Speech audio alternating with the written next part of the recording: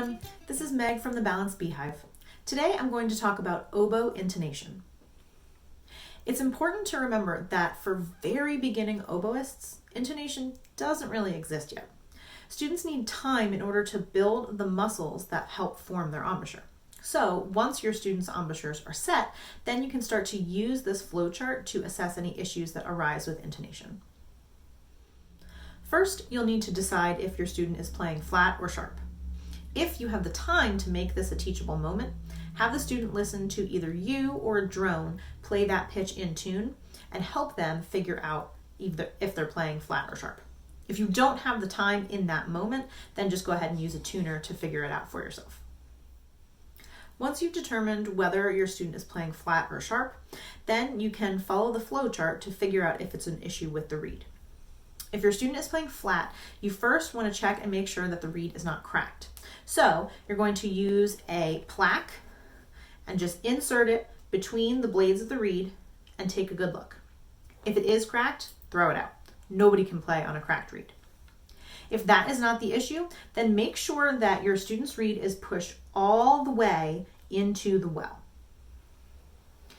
If it is pushed all the way into the well and that's not the issue, it could be that the reed opening is just a little bit too open. Compare the opening of the reed to the graphic on the chart.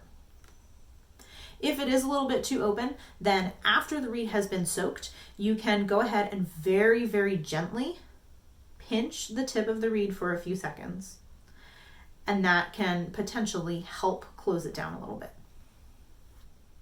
If after these few adjustments, your student is still playing flat, then it's likely an embouchure issue.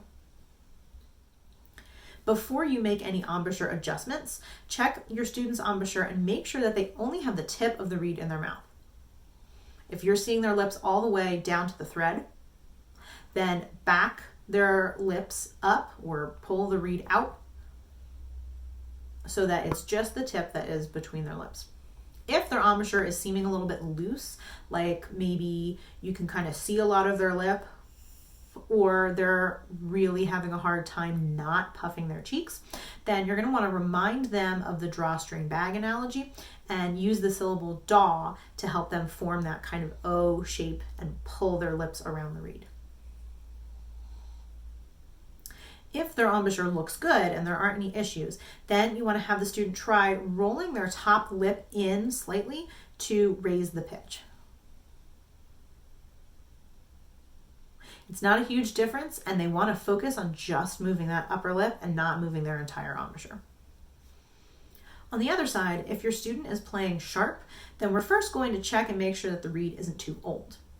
If you and your student cannot remember how long they've been playing on that reed, then it's likely that it's too old. If the sound of the reed has suddenly changed, if it's gotten thinner and less vibrant, then it probably has been played on a lot, and I would get rid of that reed and start over with a new one. If the reed is newer or hasn't been played on a ton, then compare the opening to the graphic on the chart. If the opening seems that's a little bit closed, then after you've soaked the reed, you're going to go ahead and squeeze on either side of the reed just above the thread, very gently, but enough to move the blades a little bit. This squeezing can help to open up, especially the very opening at the tip. If you've tried these things and they're still playing sharp, then that is likely going to be an embouchure issue. If the student's embouchure is too tight, so it looks like basically a straight line across their lips,